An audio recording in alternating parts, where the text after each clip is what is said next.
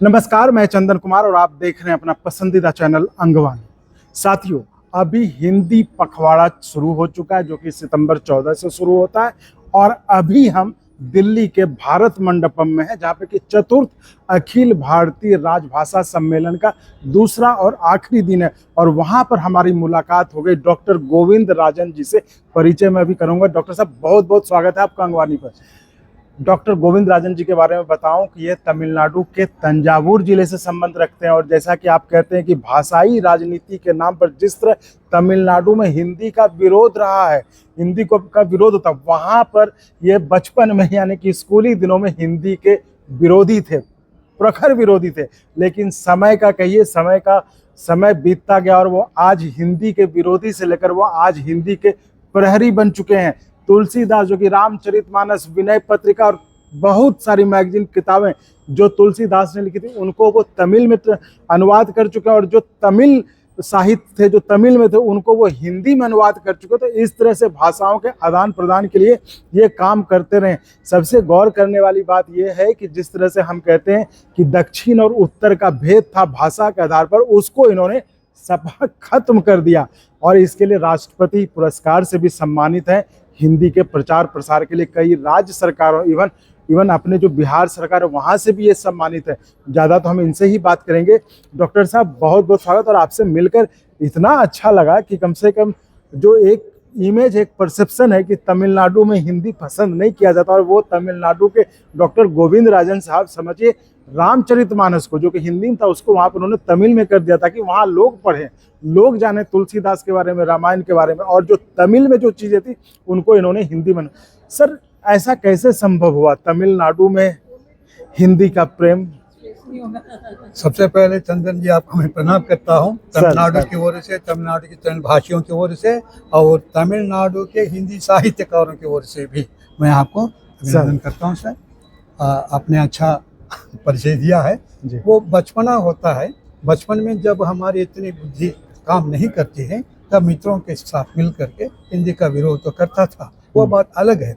लेकिन जिससे हिंदी शिक्षक, यानी जिस स्कूल में मैं अध्ययन करता था उस स्कूल के हिंदी शिक्षक सीताराम अय्यर, उनको हम डाउन डाउन करके जो दीवारों में लिखता था, आखिर स्कूल फाइनल की पूरा होने के बाद उन्हीं के पास जाकर के बोला, मन में आया सर मैं हिंदी पढ़ना चाहता हूँ। अच्छा। तो वो बहुत खुश हो गए। फिर बुला करके उन्होंने हिंदी सिखाई और इतने बड़े विद्वान थे और गुरु सीताराम अय्यर को मैं अभिनंदन करता हूँ सर, और उन्हीं की कृपा आज मैं यहाँ पर आके आप व्यूअर्स, आप ये देख भी सकते होंगे, लग नहीं रहा होगा आपको कि कोई तमिलनाडु का आदमी इतनी अच्छी हिंदी बोल रहा है। शायद अपने इधर भी इतनी, मतलब बिना किसी रुकावट के एकदम फर्राटेदार हिंदी सर बोल रहे हैं। सर जी, सर कुछ कह रहे थे, मैंने रोक दिया। सर, ये जो देखिए, खासकर जो बड़ी रुचि का विषय है, जैसे इस तरह आजकल रामचरितमानस, राम जी मंदिर अभी हुआ, थोड़ा रुचि इधर बहुत ज्यादा इंटरेस्ट उसमें। आपने रामचरितमानस को जो तुलसीदास जी ने लिखा था उसको आपने तमिल में कर दिया, तो वो मतलब कैसे? इतना बहुत बड़ा काम रहा, उसमें काफी क्या आप बताएं उसके बारे में? मैं तो तंजौर का हूँ सर। हाँ। तंजौर ललित कलाओं की भूमि है सर। जी बिल्कुल। इसीलिए मुझ में जो भाषा प्रेम आया हो या कुछ कवित्व आया हो या लेखन की भावना आई हो, ये सब जन्म से, यानी ईश्वर की कृपा मान लीजिए। स्कूल में तो हिंदी का विरोध करते थे, लेकिन जब हम बाहर आए हिंदी के शिक्षक बन करके निकले। मेरी शुरुआत आज जो जीवन की जो रोजी रोटी सारी जिंदगी हिंदी में गुजरी। अच्छा। अब 60 सालों से हिंदी का काम मैं कर रहा हूँ। आज भी मेरी उम्र अभी 82 है, लेकिन प्रमाण पत्र का 81 बोलता हूँ, 1 साल कम करके। लेकिन सर, ऐसी बात है कि जो मैंने हिंदी का काम शुरू किया, आज भी आप विश्वास नहीं करेंगे, प्रतिदिन 10 घंटे से 12 घंटे तक हिंदी का काम करता हूँ। और ऐसे हिंदी के साथ जो मैं जुड़ा हुआ हूँ, पता नहीं, तमिल और हिंदी मेरी 2 आंखें हैं। एक आंख मातृभाषा, दूसरी आंख राष्ट्रभाषा। बस ये तमिल और हिंदी के बीच में मैं कार्य कर रहा हूँ। और ये मानिए कि स्कूली जब हम स्कूल में पढ़ते थे तब न खेल कूद में न इधर उधर नहीं जाते थे, तब शिक्षक लोग बोलते थे तुम तो शिक्षक बनने लायक हो, तुम जाके पढ़ो, जाके पढ़ो। उन्हीं के आशीर्वाद से मैं शिक्षक बन गया, वो भी हिंदी शिक्षक बन गया। हिंदी शिक्षक तमिलनाडु में रामकृष्णा मिशन इंटर कॉलेज यानी हायर सेकेंडरी स्कूल में हिंदी शिक्षक बना। शिक्षक के रूप में 36 साल की सर्विस मैंने पूरी की थी सर। फिर केवल सर्विस में रहते रहते अपना स्वाध्याय द्वारा एमए किया, पीएचडी किए, उसी प्रकार अपने आप को आगे ले सका। तो ये जो आपको राष्ट्रपति पुरस्कार मिला था, ये उसके लिए मिला था कि जो शिक्षकों जो मिलता है? शिक्षक के लिए नहीं। अच्छा जी। तो शिक्षक बन करके रहा। तो उसी समय पर 1966 में मैंने कविता लिखना शुरू की, वो भी अपनी मातृभाषा में। सबसे पहले बाल साहित्यकार के रूप में साहित्यिक जगत में मैंने पदार्पण किया था। अच्छा। लेकिन उसके बाद 71 में ही जब चीना, चीन और भारत का आक्रमण हुआ था, उसी समय पर उस पर आधारित एक पुस्तक तमिल में एक लघु उपन्यास निकला। उस पुस्तक को उसी समय पर उनके परमिशन लेकर के हिंदी में अनुवाद किया था। तब से लेकर के अनुवाद के क्षेत्र में मेरी रुचि बढ़ी। इसीलिए तमिल से हिंदी, हिंदी से तमिल। आपको पता है विद्यापति का नाम सुना होगा, 13वीं सदी का जो विद्यापति, मैथिल कोकिल विद्यापति, हमारे बिहार के हिसाब बिहारी लोग हमसे इसलिए भी आकर्षित हैं कि विद्यापति की पदावलियों का तमिल से पद्य अनुवाद किया। आपने किया? हाँ, हमने किया है। एक तरफ पदावलियों दी, दूसरी तरफ पद्य दिया तमिल का। तो इस प्रकार विद्यापति की पदावलियों का अनुवाद हमने किया है। तमिल में किया है। तो इस प्रकार तमिल में कविताएं भी लिखता था और इस प्रकार अनुवाद भी किया करता था। तो सर ये बताइए, तमिलनाडु में जिस, अच्छा आप कुछ कहना चाह रहे? नहीं, ऐसा है कि आपको पता नहीं सर, 66 में मैं हिंदी शिक्षक के रूप में भर्ती हुआ। 2 साल बाद वहाँ सरकार का परिवर्तन हो गया, तभी 2 साल में उन्होंने हिंदी को हटा दिया। अच्छा, फिर स्कूलों से। फिर आप क्या हिंदी शिक्षकों को उन्होंने क्या किया, दूसरा प्रशिक्षण दे करके और दूसरे प्रकार के शिक्षक के रूप में बदल दिया। तो अच्छा, तो फिर ऐसे वहाँ सरकारी स्कूल में इस्तीफा दे करके फिर चेन्नई आ गया, क्योंकि मेरी लगाव हिंदी में थी। तो इसीलिए फिर प्राइवेट स्कूल में चेन्नई आ करके वहाँ हिंदी पढ़ाया। जैन स्कूल में हिंदी माध्यम से विज्ञान, गणित ये सब पढ़ा रहा था। अच्छा। फिर लेकिन मेरी शुरुआत हिंदी शिक्षक के रूप में, मेरा लगाव हिंदी शिक्षक के रूप, इसलिए फिर Ramakrishna Mission Higher Secondary School में वही हिंदी शिक्षक का पद मिला, तो मैं चेन्नई में आ गया सर। तब से वही करता रहा। और इसके साथ साथ हम अपने प्रयास से हिंदी में प्रचारक बन करके लोगों को हिंदी शिक्षा पढ़ाते थे, बच्चों को पढ़ाते थे। फिर उसके बाद हमने जो सर्विस में रहते हैं सर, रेलवे में, पोस्ट ऑफिस में, ऐसे उन लोगों को एमए के शिक्षा, हिंदी एमए की पढ़ाई देने के लिए फिर हमने एक सेंटर बनाया था। यानी इसको कहते हैं भाषा संगम।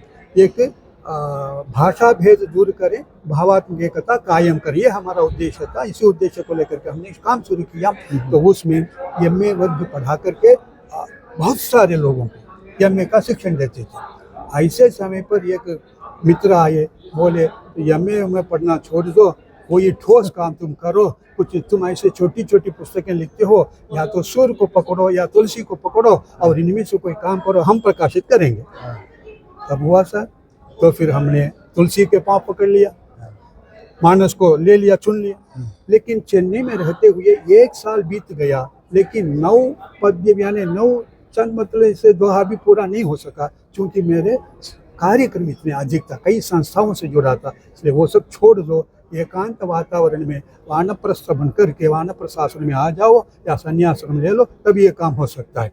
तो इसलिए अपना सारा परिवार सब छोड़ करके मैं इलाहाबाद आ गया। परिवार वाले सब छोड़ के इलाहाबाद? मतलब चेन्नई वो सब चले गए, साथ बेटियां वहाँ पर रह गई, लड़का कहीं चले गए, तो हम सब परिवार छोड़ करके इलाहाबाद आए। हमको इलाहाबाद वाले आज भी स्वामी जी संत ही बोलते हैं। अच्छा। हमारा आचरण ऐसे रह गया। तो वहाँ रह करके मैंने मानस का काम पूरा किया। मेरे 2.5 साल से ऊपर लगा, मानस का अनुवाद किया।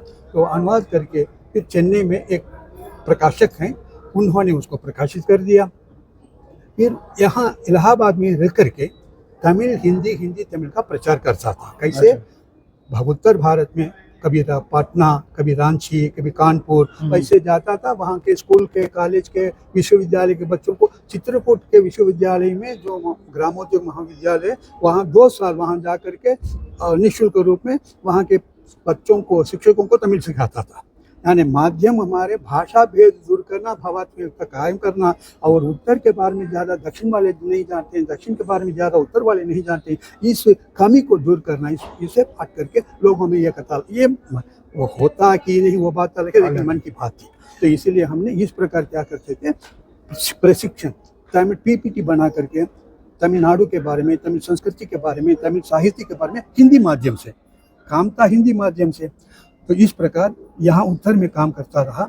इसी बीच में चेन्नई में एक संस्था है sir, central institute of classical Tamil. उन लोगों ने क्या किया, 2010 में वहाँ तमिल भाषा में प्राचीन संगमकालीन साहित्य है सर। आपको आप इस माध्यम से आप बताइए तमिल के प्राचीनता क्या है, क्योंकि 2500 साल पुरानी भाषा है। उस समय पर जैसा बोली जाती थी वैसे आज भी बोली जाती है, जैसे लिखा जाता था वैसे लिखा जाता है। उस समय के जो कालीन साहित्य होते हैं उसको संगमकालीन साहित्य बोलते हैं, उसको क्लासिकल लिटरेचर बोलते हैं। अब वो आज तक हमको 41 काव्य मिलेंगे सर, 41 ग्रंथ आज तक हमको मिलेंगे। अच्छा, वो बहुत आश्चर्य, इसीलिए सर किसी भी भाषा में इतना साहित्य 2500 साल पुराना नहीं मिलेगा। 41 ग्रंथ में एट्टुतोगै, पत्तुपाट्टु, 14 कीर्तन से 41 मिले।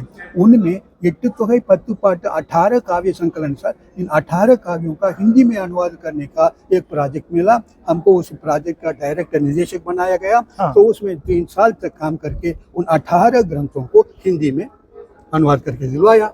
तो वो अभी प्रिंटिंग हो रहा है सर, अभी हाँ शीघ्र ही आप लोगों के हाथ में वो भी आ जाएगा। सर एक चीज बताइए, आपने इतना काम किया है वो भी तमिलनाडु में रहते हुए हिंदी के लिए, देखिए ये हमारे लिए भी जो अंगवानी के जो दर्शक हैं उनके लिए इससे बड़ा हिंदी दिवस और जो हिंदी पखवाड़ा मनाया जा रहा है, जो 15 दिन तक चलेगा हिंदी के सम्मान में, हिंदी के प्रचार प्रसार को के मकसद से मनाया जाता है पखवाड़ा, उसमें ऐसे आप कह लें विभूति ही है।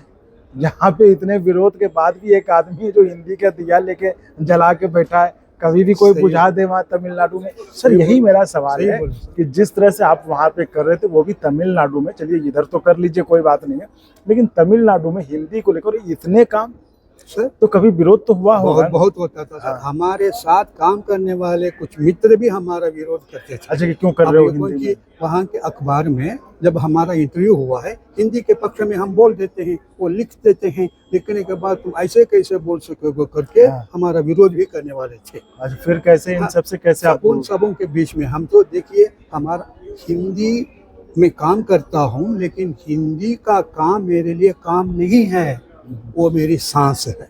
अच्छा, बताइए। और देखिए ये इनका एक एक वाक्य महत्वपूर्ण है। ये कह रहे हैं कि कभी ये हिंदी से नफरत करते थे, मतलब हिंदी के विरोध करते थे क्योंकि वहाँ का कल्चर था उसमें हिंदी को। आज वो कह रहे हैं कि हिंदी में काम नहीं करते, हिंदी उनकी सांस है। ये आप समझ सकते हैं हिंदी के प्रति दीवानगी। बहुत लोग मिल जाते हैं कि हिंदी के लिए हम ये करेंगे, लेकिन कोई ऐसा आदमी नहीं मिलता जो कहे कि हिंदी मेरी सांस है, हिंदी के लिए मैं जी रहा हूँ, हिंदी के लिए मर रहा हूँ।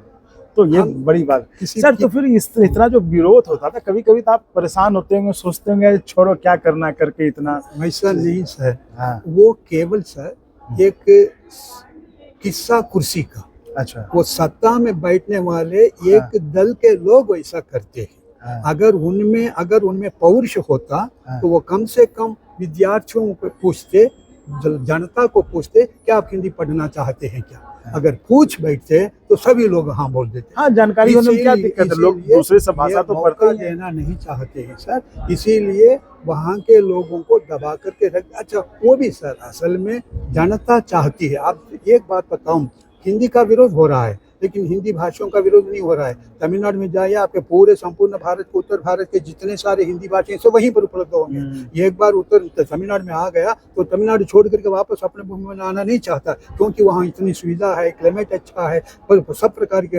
वातावरण बढ़िया है। इसलिए हिंदी भाषियों के लिए तो कुछ नहीं, केवल हिंदी भाषा को शिक्षा के रूप में पढ़ाने के लिए वो कौन सरकार नहीं चाहती, यही बात है। मतलब आप कह रहे हैं कि राजनीतिक विरोध? ये तो केवल राजनीति भी एक दल वाले हैं। अच्छा, और उनके जो चमचागिरी करने वाले हैं वो उनके खिलाफ है। अच्छा, लेकिन दूसरे लोगों को मौका नहीं मिल रहा है, इसलिए वो कुछ आगे नहीं बढ़ रहे हैं। और दूसरी चीज, पत्रिका भी डरती है सर, अगर मैं हिंदी के समर्थन में कोई आलेख भेजूं तो वो छापते नहीं है, क्योंकि सरकार विरोध करेगी। सरकार जो यही तो मैं जानना चाहता कि इतना करने के बाद भी आप इतना कर रहे हैं वहाँ पे। लेकिन सर वैसे आपने एक शब्द बताया, तेजी से चलती हुई आंधी के बीच में, हिंदी विरोध रूपी आंधी के बीच में एक दिया जो अबुझ रहता है, वो कई छोटे छोटे जीवों को लगा देती है, लौ लगा देती है। तो उसी प्रकार आज भी मेरे पहले 3-4 पीढ़ी थी, मतलब 3-4 लोग साहित्यकार हिंदी के थे जो जिनको मैं गुरु भी मानता हूँ। अब वो पीढ़ी खत्म हो गई, अब अगली पीढ़ी खगार का वृक्ष मैं हूँ जाने वाला। इसलिए मैं चाहता हूँ कि आगे की पीढ़ी तैयार करो। अब 2-3 लोगों को मैं तैयार कर रहा हूँ। अच्छा। मेरा सर, मैं न कवि हूँ न वक्ता हूँ, लेकिन मैं एक अनुवादक हूँ। मेरी दोनों भाषा, 2 आंखें, 2 भाषाएं। आपको बता दूं, ये सुन लीजिए।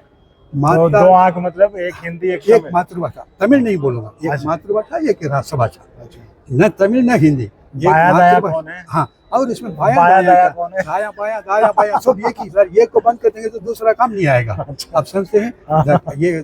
अब 2 हाथों में कौन सा हाथ अच्छा, कौन सा बुरा है, 2 आंखों में कौन सा, वैसे नहीं है। क्योंकि इसको छिपा देंगे तो बराबर नहीं, इसको दोनों चाहिए, दोनों के समान अधिकार है। इसीलिए आपको पता नहीं, कल जो मैं बोला, माँ तमिल को वंदन, मेरी प्यारी चाची हिंदी को अभिनंदन। अच्छा, माँ तमिल और चाची चाची, क्योंकि ये 3500 साल पुरानी है, उम्र इसकी लंबी है, ये बात इसीलिए चाची बोला, इसकी छोटी बहन बोला।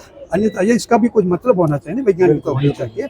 ये बहुत पुरातन भाषा है, इसलिए माँ बोला अपनी मातृभाषा। तो वैसे आपके लिए हिंदी आपकी माँ हो सकती है, मेरी तमिल आपकी काकी हो सकती है। बिल्कुल समझे, उसी भाव से हमको लेके जाना चाहिए। हमारा क्या कहना सर, देखिए, भाषा भेद दूर करें, भावात्मक एकता कायम करें, संग संग बोलें, संग संग डोलें, एक दूसरे को समझकर एक दूसरे का बोलें। हाँ, समझे आप इसी भाव को। अब जो मैं आपको एक नई चीज बताऊं, माता नामक 2 अक्षर, पिता नामक 2 अक्षर, उनको शिशु नामक 2 अक्षरों में मानव पैदा होता है। माता नामक 2 अक्षर अपने वक्ष नामक 2 अक्षरों में, सीतकुच नामक 2 अक्षरों से प्राप्त दूध नामक 2 अक्षरों को पिलाकर उसके भूख नामक 2 अक्षरों को दूर करती है। अब पिता नामक 2 अक्षर पैसे नामक 2 अक्षरों को देकर अपने शिशु नामक 2 अक्षरों को गुरु नामक 2 अक्षरों के हाथ में देकर शिक्षा नामक 2 अक्षरों को दिला देता है। शिक्षा नामक 2 अक्षरों को पाकर ये शिशु युवा नामक 2 अक्षरों का बन जाता है। तब उसके हाथ में काम नामक 2 अक्षर मिल जाते हैं। तब पैसे नामक 2 अक्षर बनने लग जाते हैं। तो घर नामक 2 अक्षर, टीवी नामक 2 अक्षर, एसी नामक 2 अक्षर, कार नामक 2 अक्षर, ऐसे 2 अक्षरों से प्राप्त चीज नामक 2 अक्षरों से सुख नामक 2 अक्षरों का भोग करता है। फिर वो खुद वर नामक 2 अक्षरों में बदल जाता है, वधु नामक 2 अक्षरों को साथी बना लेता है, शादी नामक 2 अक्षरों के द्वारा अपने लिए गृह नामक अक्षर बसा लेता है। ये नेक नामक 2 अक्षरों को देकर बहु नामक 2 अक्षरों से पुत्र नामक 2 अक्षरों को पा लेता है भेंट स्वरूप। जब इसके शिशु जो होते हैं ये पिता बन जाते हैं, तब ये दादा नामक 2 अक्षरों का हो जाता है। तब इसके सिर नामक 2 अक्षरों में रहने वाले बाल नामक 2 अक्षर पक जाते हैं।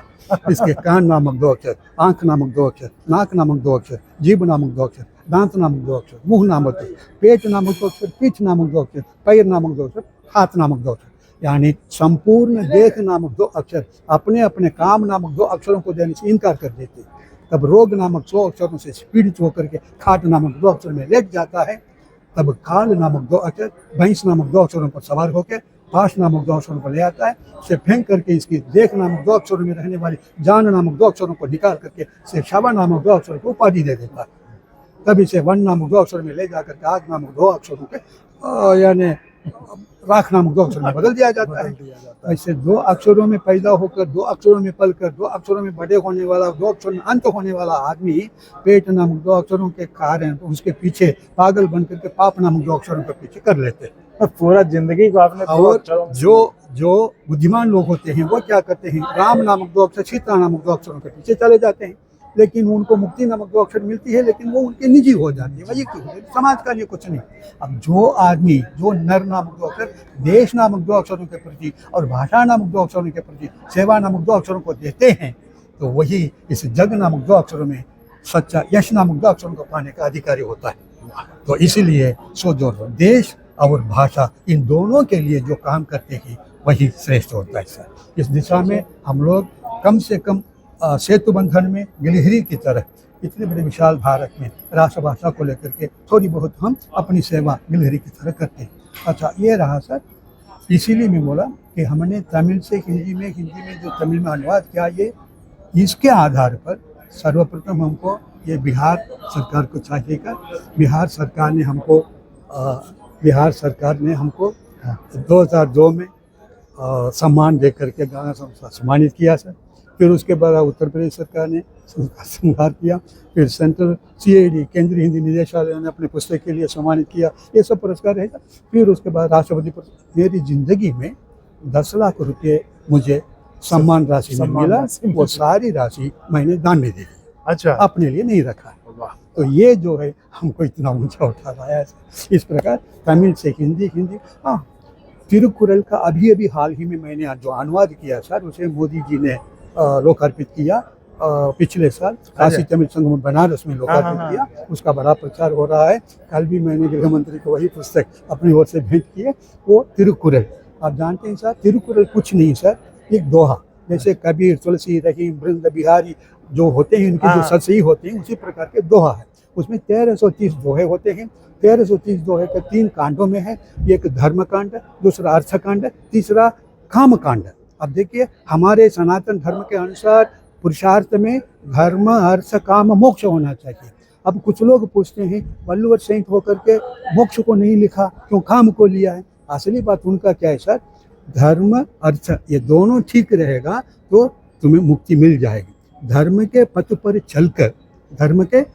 चलकर अर्थ का अर्जन करो, उसे बंधुजनों के साथ बांटकर परोपकारिता में जीवन बिताओ, यानी काम आ जाता है, तब तुमको मोक्ष अपने आप मिल जाएगा। इसीलिए तिरुवल्लुवर ने अलग से मोक्ष के लिए नहीं लिखा। उस मोक्ष को भी धर्म, अर्थ, काम तीनों के अंदर ही समझ किया। वो तमिल वेद माना जाता है। उसी का अनुवाद हमने किया।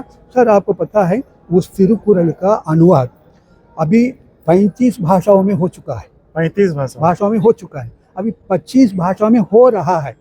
जिसको करता है केंद्रीय हिंदी निदेशालय, उसको कहते हैं सर केंद्रीय शास्त्रीय तमिल शोध संस्थान, अंग्रेजी में कहते हैं central institute of classical Tamil. ये भी एक केंद्र सरकार का कार्यालय चेन्नई में सर। वे लोग तिरुकुरल के, अब जितने हमारे प्राचीन साहित्य सबका हिंदी, आपको पता है कि केवल हिंदी में नहीं करते हैं। उत्तर भारत की जितनी छोटी छोटी आंचलिक भाषाएं हैं, जैसे कच्छी, काशिका और भोजपुरी, मैथिली, अवधी और हल्बी, वैसे जितनी है सब में काम हो रहा है सर। ये सर अब उस अनुवाद के क्षेत्र में मैं भी उनके साथ मिलकर के काम कर रहा हूँ। मेरा जो हिंदी अनुवाद है उसी के आधार पर इन सभी भाषाओं में लोग अनुवाद कर रहे हैं। ये हर्ष की बात है। तो ये थी हमारी खास बातचीत डॉक्टर गोविंद राजन से, जिनसे बात करते मन नहीं ऊब रहा था, मन नहीं थक रहा था, मन कर रहा था कि और सुने। कम से कम देखिए कितना अच्छा लगता है कि तमिलनाडु के एक व्यक्ति है, हालांकि जो सर है उनको परिचय देने की जरूरत नहीं, परिचय के मोहताज नहीं है। उन्होंने इतना काम कर रखा है, साहित्य के लोग जानते हैं, नहीं हिंदी में जो काम करते वो लोग जानते हैं उन्हें। जैसा कि उन्होंने बताया कि अभी पिछले ही साल काशी जो बनारस में जो तमिल संगम हुआ, तो उसमें प्रधानमंत्री मोदी ने इनके अनुवाद को उसको लोकार्पित किया था। तो इसलिए कह रहा हूँ परिचय। लेकिन आप सोचिए, अगर जिस तरह से तमिलनाडु के व्यक्ति इतने तमाम विरोध के बाद भी उन्होंने हिंदी का दिया वहाँ जलाए रखा, अगर हम इधर जलाने दिया तो हिंदी क्या होगा। तो हिंदी दिवस, हिंदी पखवाड़ा, इस अवसर पर अंगवानी की तरफ से आपको एक विशेष भेंट थी, हमारी खास बातचीत डॉक्टर गोविंद राजन जी से, जो कि आपने सुना। और अगर आप फिर से सुनना चाहते हैं, इसी को रिवाइंड कर लें तो आपको पूरा वीडियो सुन जाएगा। कोई बातचीत बड़ी अच्छी, बड़ी मज़ेदार है। तो दर्शकों, फिलहाल इतना ही, फिर मिलेंगे किसी और मुद्दे के साथ। फिर से आपको हिंदी दिवस की शुभकामनाएं, और इसी तरह चैनल को लाइक, शेयर, सब्सक्राइब करते रहें, और संभव हो तो ज्वाइन भी करें, जिससे हमें और गुणवत्तापूर्ण इस तरह के लोगों से आपको मिलवाने में, इस तरह के रिसर्च वाले कार्यों के बारे में आपको बताने में हमें और मदद मिल सके। तो बहुत बहुत धन्यवाद सर। यही इच्छा है कि आप लोग भी थोड़ी बहुत दक्षिण की भाषा, खासकर प्राचीन तमिल भाषा सीखने का जरा प्रयास करें। बिल्कुल सर, बिल्कुल। धन्यवाद। और अगर आपको अच्छा लगा तो एक बार और आपको मैं कहना चाहूँगा कि आप इसको प्लीज़ सब्सक्राइब और शेयर करते रहें, ताकि हमारा भी मनोबल और सपोर्ट बना रहे।